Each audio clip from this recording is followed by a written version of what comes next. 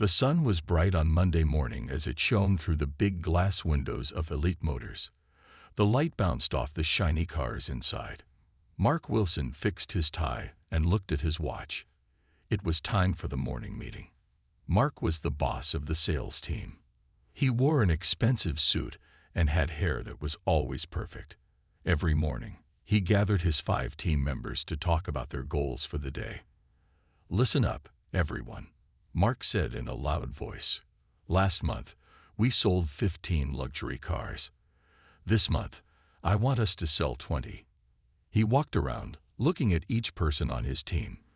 "Remember the most important rule. Don't waste time on people who can't afford our cars." The 4 men on the team nodded their heads. They all wore nice suits like Mark. Only Sarah Chen, who had joined the team just 1 month ago, did not nod. She was the only woman on the team and still learning the job. Sarah did not like the way Mark talked about customers. In her mind, everyone who walked through the door deserved respect, but she kept quiet. She needed this job. "How do we know who can afford our cars?" asked James, the youngest man on the team. Mark smiled. "It's easy. Look at their clothes. Look at their shoes. Look at their watch. Rich people wear rich things." He pointed to the parking lot. "And look at what car they drive up in. If they come in a cheap car, they probably can't afford our expensive ones." The team laughed, except for Sarah. She wrote notes in her small notebook but said nothing. After the meeting, the team spread out across the showroom floor. The Elite Motors sold the most expensive cars in the city: Mercedes, BMW, Audi, and Porsche. The cheapest cars still cost more than $80,000. At exactly 10:15 a.m., the front door opened. A middle-aged man walked in wearing dirty jeans, an old t-shirt with a small hole near the bottom, and work boots covered in dust. His hair was messy, and he had not shaved for several days. His hands were rough and had small cuts on them. The sales team saw him enter. They looked at each other and smiled. This man clearly did not belong in a luxury car showroom. The man walked slowly around the room. He stopped at a beautiful black Mercedes. The price tag on the window said $120,000. He bent down to look inside the car. Mark saw this and frowned. He walked over to Tom, one of the salesmen. "Go see what that guy wants," Mark whispered. "But don't spend more than 5 minutes with him. He's not buying anything today." Tom nodded and put on a fake smile. He walked toward the man in work clothes, already thinking about his lunch break. This would be quick and easy. Sarah watched from her desk. She had a bad feeling about how this would go. She could see the man's eyes light up as he looked at the car. He might not look rich, but there was real interest there. Something told her this customer was different from what the others thought. Tom reached the man and cleared his throat. "Can I help you?" he asked. His voice was cold, not friendly. The man stood up straight and smiled. "Yes, I'm interested in this Mercedes. It's a beautiful car." Tom looked the man up and down. His shoes were covered in dirt. His hands looked rough, like he worked outside all day. This man could never afford such an expensive car. "This model costs $120,000, Tom said quickly. "That's before taxes and extra fees. The final price will be much higher." The man nodded. "I understand. Can you tell me about the engine? How much horsepower does it have?" Tom sighed. This man was wasting his time. "Look, sir," he said, "maybe you'd like to look at our used cars instead. They're much cheaper." The man's smile disappeared. He understood what Tom was saying. Tom thought he was too poor to buy the Mercedes. "I'd still like to know about this car," the man said quietly. Tom looked at his watch. "Listen, we're very busy today. Why don't you take this brochure and come back another time?" He handed the man a paper booklet. The man looked around the showroom. It was almost empty. Only one other customer was there, talking to James. Tom was clearly lying about being busy. "I see," the man said. He took the brochure and turned to leave. From across the room, Sarah watched everything. She saw how Tom treated the man. She saw the sad look on the man's face. It wasn't right. Sarah stood up from her desk and walked quickly toward the front door. She caught up with the man just as he was about to leave. "Excuse me, sir," Sarah called. The man turned around. "I'm sorry about that. My name is Sarah Chen. I'd be happy to answer all your questions about the Mercedes." The man looked surprised. "Really? You don't mind?" "Not at all," Sarah said with a real smile. "Please, come sit at my desk. Would you like some coffee?" The man smiled back. "Coffee would be nice. My name is Robert Miller." Sarah led Robert to her desk. She brought him coffee in a nice cup. Then she asked, "What would you like to know about the car?" Mark watched from his office. He was angry. Why was Sarah wasting time with this man? He made a note to talk to her later. For the next 45 minutes, Sarah answered all of Robert's questions. He knew a lot about cars. He asked about the engine, the safety features, and the sound system. Sarah answered honestly. "The leather seats come in 5 colors," Sarah explained. "Black, brown, white, red, or tan. Which do you prefer?"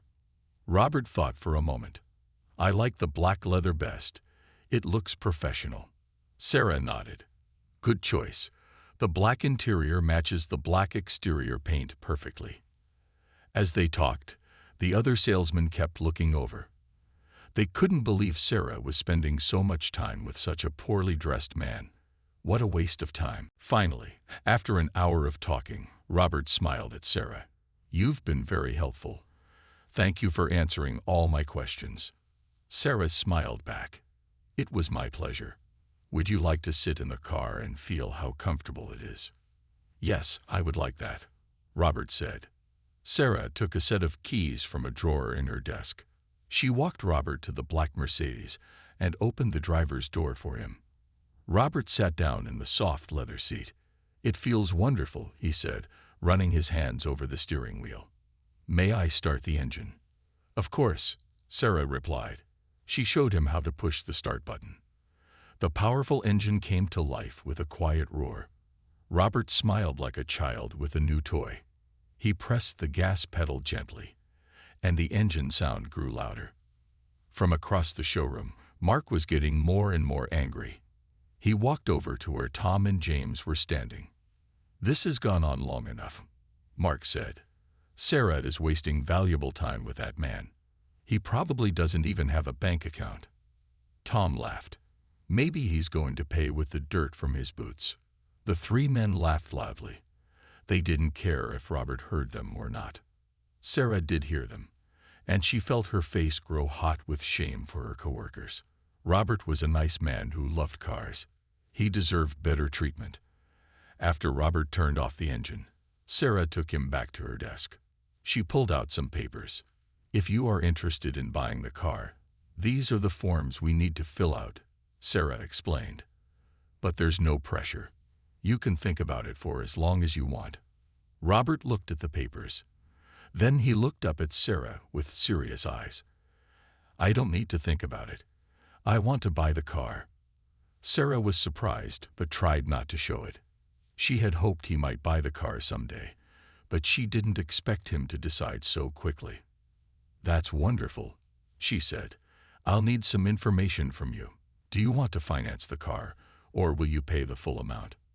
"I'll pay the full amount today," Robert said calmly. Now Sarah was really surprised.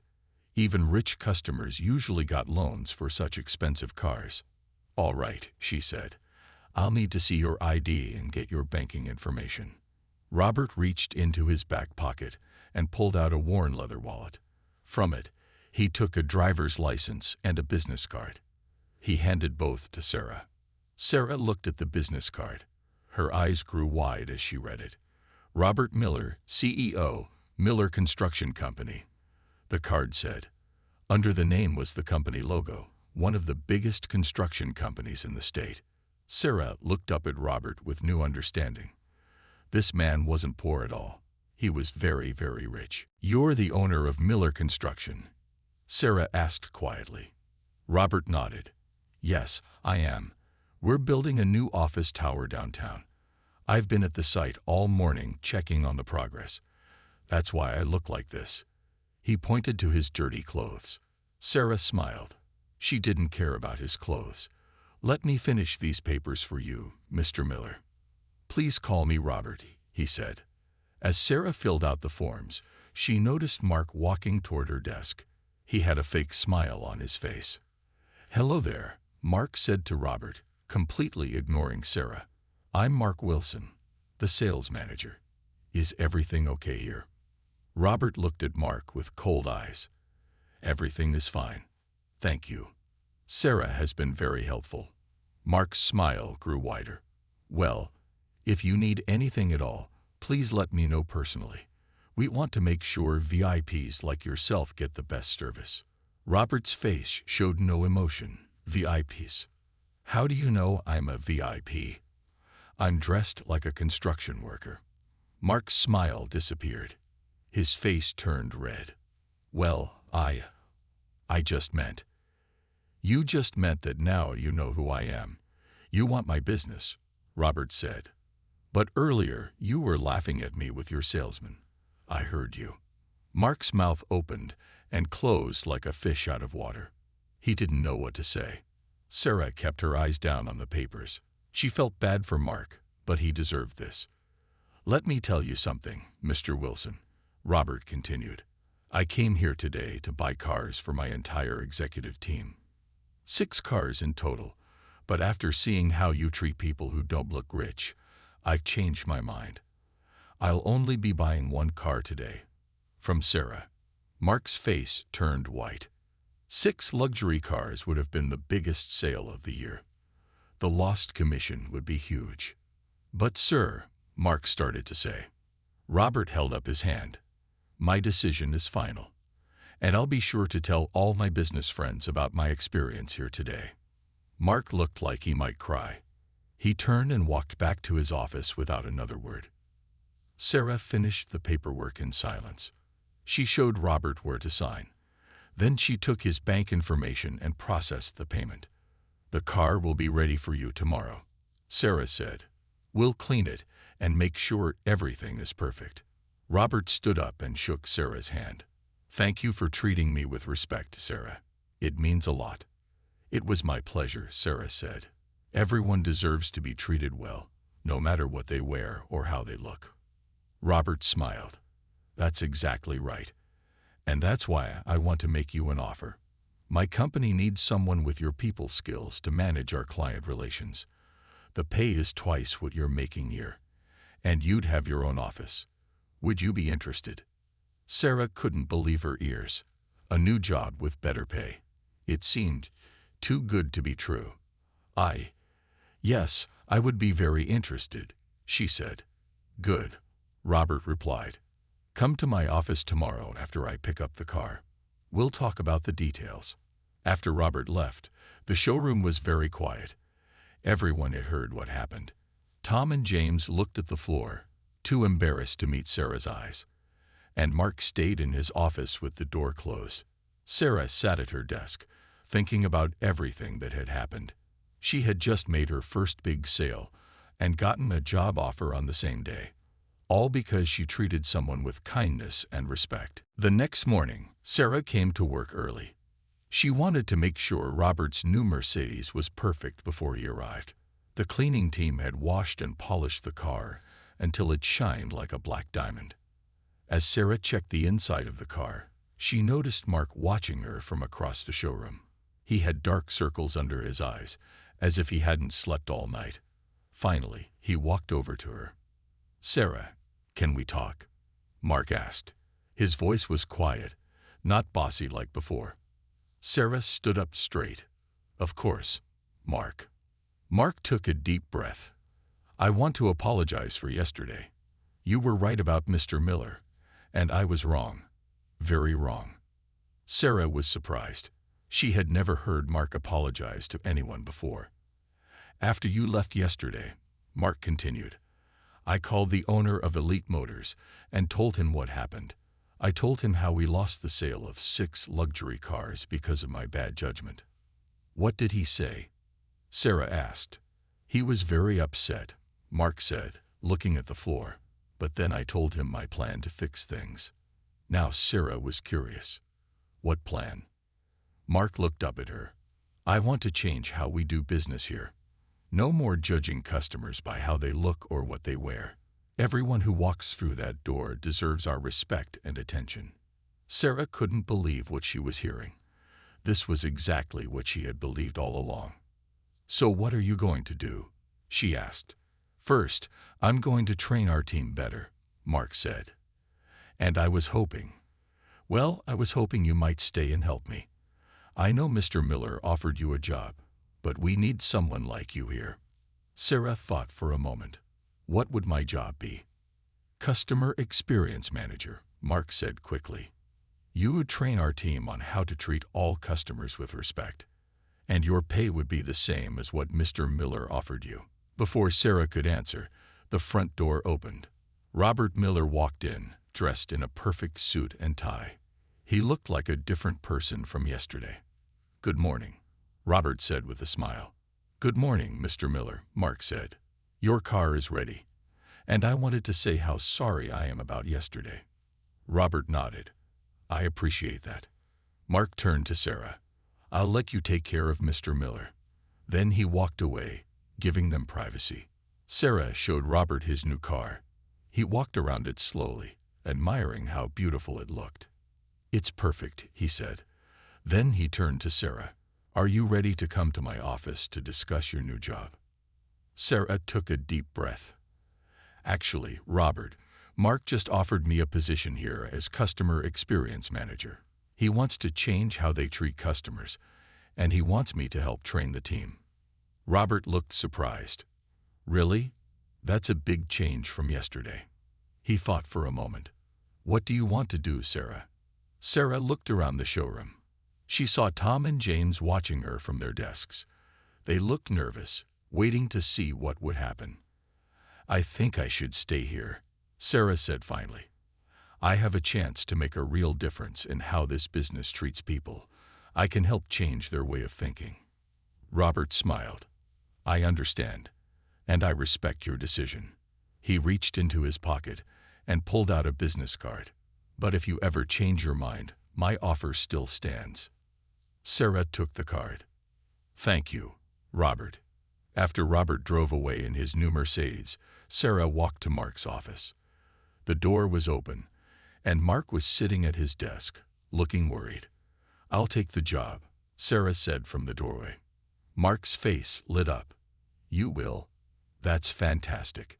But I have one condition, Sarah added. Anything, Mark said. We need to put up a sign at the front door, Sarah said. It should say, at Elite Motors, we believe that every customer deserves our respect and best service, no matter what they wear or how they look. Mark smiled and stood up. I'll order that sign today. 3 months later, Elite Motors had the best sales quarter in its history. Sarah's training had changed how the salespeople treated every customer. Word spread around town about the respectful service at Elite Motors. And the first day of each month, Robert Miller sent a new customer to the showroom. Always someone in work clothes, always looking for a luxury car. It was his way of making sure Elite Motors remembered the lesson they had learned. Never judge people too quickly. 6 months had passed since the day Robert Miller walked into Elite Motors. The showroom looked different now. The sign Sarah had asked for hung proudly near the front door. The sales team had grown from 5 to 8 people, and they all dressed less formally than before. Mark had decided that fancy suits sometimes made customers feel uncomfortable. On this particular morning, Sarah stood at the front of the room, leading the weekly team meeting. As the Customer Experience Manager, she was now in charge of training all new employees. Remember, Sarah said to the team, our first rule is simple: respect every customer equally. We don't judge by appearances. The team nodded. They had all heard the story of Robert Miller many times. It had become a legend at Elite Motors, a powerful lesson that no one would forget. After the meeting, Sarah went to her office. It was small but had a nice view of the showroom floor. She could see everything from here. She noticed a woman in old clothes walking through the front door. The woman looked nervous, clutching her purse tightly. Tom, who still worked at Elite Motors, approached the woman with a genuine smile. Sarah watched as he offered the woman coffee and showed her to a comfortable chair. Sarah smiled. Tom had changed the most of all the salespeople. He now treated every customer like they were special. Later that afternoon, Mark knocked on Sarah's office door. "Do you have a minute?" he asked. "Of course," Sarah replied. Mark sat down across from her desk. "I just got a call from Robert Miller," he said. "He wants to order 10 more cars for his company's managers." Sarah's eyes widened. 10 cars? That's wonderful. Mark nodded. "And he specifically asked for you to handle the sale." Sarah felt proud. She had stayed in touch with Robert over the past 6 months. He had become not just a customer, but a friend. "There's more," Mark continued. "The owner of Elite Motors is so impressed with the changes we've made that he wants to open a second showroom across town. And he wants you to manage it." Sarah couldn't believe what she was hearing. "Me? Manage the new showroom?" "Yes," Mark said. "You would be in charge of everything. Hiring the staff, training them with your approach, running the business. The salary would be 3 times what you're making now." Sarah was speechless. Just 6 months ago, she had been the newest salesperson, afraid to speak up in meetings. Now she was being offered her own showroom to manage. "I need to think about it," she said finally. Mark understood. "Take your time. It's a big decision." That evening, Sarah drove to Miller Construction headquarters. She had a dinner meeting with Robert to discuss the 10 new cars. The receptionist led her to Robert's office on the top floor. Robert greeted her with a warm handshake. "Sarah, great to see you." He was wearing a simple shirt with no tie. "Let's go to the conference room. I have some people I want you to meet." In the conference room, 5 men and women in business clothes were waiting. They all stood when Sarah entered. "These are my top managers," Robert explained. "They're the ones who need new company cars." Sarah spent the next hour talking with the managers about what kinds of cars they wanted. She took careful notes and answered all their questions. Robert watched with approval. After the meeting, when they were alone, Robert asked, "How are things at Elite Motors? Still glad you stayed?" Sarah smiled. "Yes, I am. Things have changed so much there. And actually, they just offered me a big promotion. They want me to manage a new showroom they're opening." Robert raised his eyebrows. "That's impressive. Will you take it?" "I'm not sure yet," Sarah admitted. "It's a big responsibility." Robert nodded thoughtfully. "You know, 6 months ago when you chose to stay at Elite Motors instead of coming to work for me, I was disappointed. But now I see it was the right choice. You've made a real difference there." "Thank you," Sarah said. "My offer still stands, though," Robert added. "If you ever want to work here, there's a place for you." Sarah thanked him again. On her drive home, she thought about her options. She could stay at the original Elite Motors showroom, where everything was comfortable and familiar. She could take the new challenge of managing the second showroom, or she could accept Robert's standing offer and work at Miller Construction. As she drove, Sarah realized something important. 6 months ago, she had stayed at Elite Motors because she wanted to change how they treated customers. Now that change had happened, perhaps it was time for a new challenge. The next morning, Sarah walked into Mark's office. "I've made my decision," she said. "I'll take the job managing the new showroom." Mark grinned. "I knew you would. You're perfect for it." Sarah felt excited about her future. From a new salesperson afraid to speak up, to the manager of her own showroom, all because she had treated one customer with respect when everyone else had judged him too quickly. 1 year had passed since Sarah became the manager of the second Elite Motors showroom. The new location was on the other side of town, in a busy shopping area. The building was modern, with huge glass windows and bright lights. Inside, luxury cars of all colors shined under the lights. Sarah now had a team of 10 salespeople, both men and women. She had hired each one carefully, looking not just for people who knew about cars, but for people who knew how to respect others. On this morning, Sarah stood in front of her team for their daily meeting. She wore a simple but elegant suit. Her confidence had grown over the past year. "Today is a special day," Sarah told her team. "It's exactly 1 year since this showroom opened, and I have good news to share." The team looked at her with interest. Sarah smiled proudly. "Our showroom has outsold the original Elite Motors location for the 3rd month in a row," she announced. "We are now the top luxury car dealership in the whole city." The team clapped and cheered. They had worked hard for this success. "Your bonuses will be in your next paychecks," Sarah added. The cheering grew louder. After the meeting, Sarah walked around the showroom, making sure everything was perfect. She stopped to check a blue Porsche that had just arrived the day before. As she was looking at the car, the front door opened. A young woman walked in. She wore torn jeans and a simple t-shirt. Her hair was pulled back in a messy ponytail, and she had no makeup on. She looked very young, maybe only 20 years old. One of Sarah's salespeople, Michael, approached the young woman. Sarah watched carefully. Michael was new, and this would be a good test. "Welcome to Elite Motors," Sarah heard Michael say with a warm smile. "My name is Michael. How can I help you today?" The young woman looked nervous. "I'm just looking," she said quietly. "Of course," Michael replied. "Feel free to look around. Would you like me to show you any particular models, or would you prefer to explore on your own first?"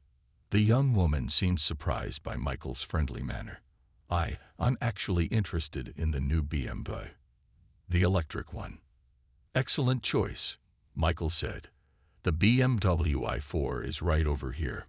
Would you like some coffee while we look at it?" Sarah smiled as she watched them walk toward the BMW. Michael was treating the young woman with perfect respect, just as Sarah had taught him. No assumptions, no judgments. Later that day, Sarah was surprised when Michael knocked on her office door. "Sarah, I need your help," he said, looking excited. "The young woman I was helping earlier. She wants to buy the BMW i4. The full price, in cash. She said her father gave her the money as a graduation gift." Sarah followed Michael back to his desk, where the young woman was waiting. "Hello," Sarah said, extending her hand. "I'm Sarah Chen, the manager of this showroom." The young woman shook Sarah's hand. "I'm Emma Taylor. Nice to meet you." "Michael tells me you're interested in the BMW i4, Sarah said. Emma nodded. "Yes. I just graduated from medical school. My dad promised me any car I wanted when I finished. I've been saving most of my life for medical school, so I don't have much money of my own yet. That's why I still dress like this." She gestured to her simple clothes. Sarah smiled. "Congratulations on graduating from medical school. That's a wonderful achievement. And how you dress is completely your choice. We're here to help you find the car you love. Nothing else." Emma looked relieved. "Thank you. The other dealership I went to, they weren't very nice to me. They suggested I look at used cars instead." Sarah and Michael exchanged a knowing look. They had heard this story before. "Well, we're happy to help you here," Sarah said. "Michael will take good care of you." As Sarah walked back to her office, her phone rang. It was Robert Miller. "Sarah, how are you?" Robert's voice sounded cheerful. "I'm doing well. Robert, how are you?" "Great. I'm calling because I have some exciting news. I'm expanding Miller Construction. We're opening a new office in the next state, and I need someone to run our client relations department there." Sarah listened as Robert explained the job. It was a big opportunity. More money, more responsibility, a chance to move to a new city. "I'd like you to consider it, Sarah," Robert said. "You've done amazing work at Elite Motors, but this could be your next big step." Sarah thanked Robert and promised to think about it. After they hung up, she looked out her office window at the showroom floor. Michael was now filling out paperwork with Emma. The young doctor-to-be was smiling, excited about her new car. In another corner, two of Sarah's salespeople were helping an elderly couple in simple clothes. The salespeople were patient, showing the couple different cars and answering all their questions with respect. Sarah thought about Robert's offer. It was tempting. But as she watched her team work, she realized something important. The changes she had started at Elite Motors were now spreading. The original showroom had changed its ways. The new showroom was successful, and every customer who walked through their doors experienced respect, regardless of how they looked. She had created something special here, a business that valued people for who they were, not what they wore or how much money they seemed to have. Sarah picked up her phone and called Robert back. "I've made my decision," she told him. "I'm going to stay at Elite Motors, but I have another idea for you." Later that week, Sarah held a special training session. But this time, she wasn't training Elite Motors staff.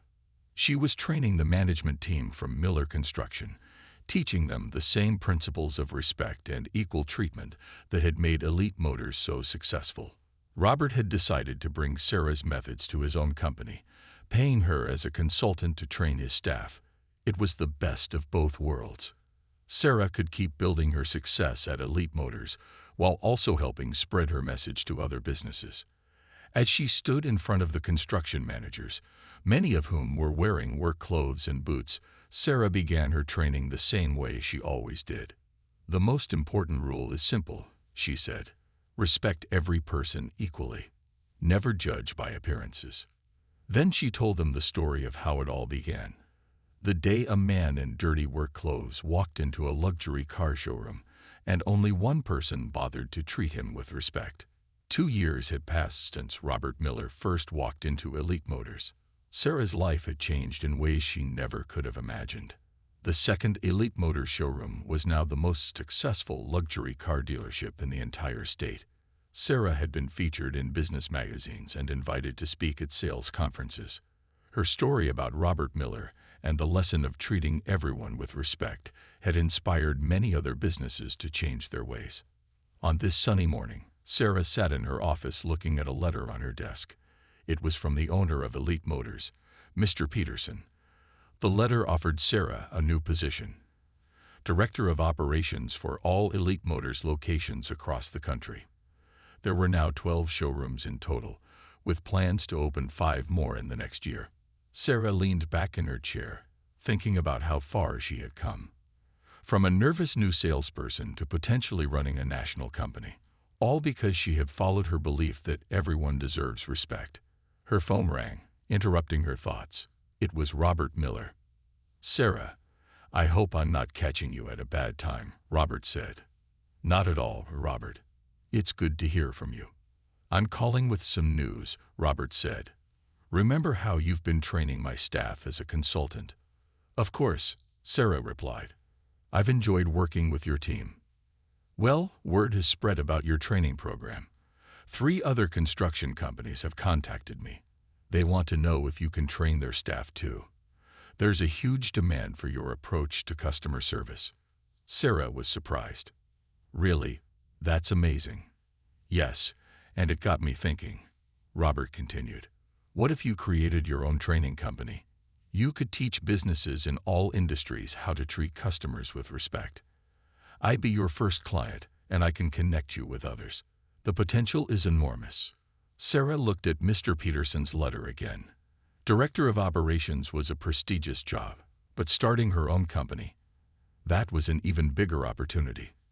"I need to think about it," Sarah said. "Of course," Robert replied. "Take your time."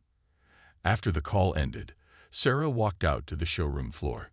She watched her team working with customers. Every person who walked through the door received the same respectful treatment, regardless of what they wore or how they looked. Sarah noticed an old man in worn clothes being helped by Lisa, one of her best salespeople. The man was looking at the most expensive car in the showroom, a $200,000 Aston Martin. Lisa was patiently explaining all the features, treating the man like he was the most important customer of the day.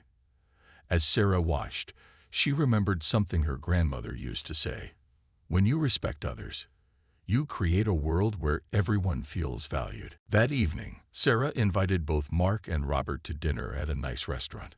She had made her decision and wanted to tell them both at the same time. When they were all seated, Sarah took a deep breath. "I've been offered the position of Director of Operations for all Elite Motors locations," she told them. Mark's eyes widened.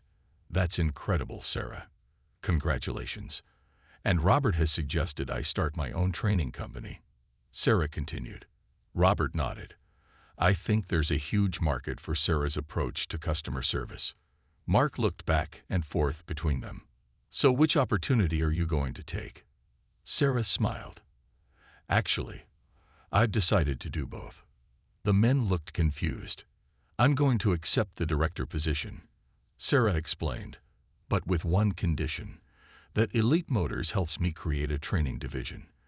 We'll not only train our own staff, but offer training to other businesses too. I'll lead both efforts." Mark thought for a moment. "That's brilliant. Mr. Peterson would definitely support that. It opens a whole new revenue stream for the company." Robert raised his glass. To Sarah, who saw an opportunity to make even more of a difference. As they toasted, Sarah thought about the day it all began. A man in dirty work clothes had walked into a luxury car showroom, and most of the staff had judged him too quickly, but one person had treated him with respect. That simple act of respect had changed not just Sarah's life, but the lives of everyone at Elite Motors. And now, it would change even more lives as she spread her message further. The next morning, Sarah called Mr. Peterson to accept the director position with her added condition.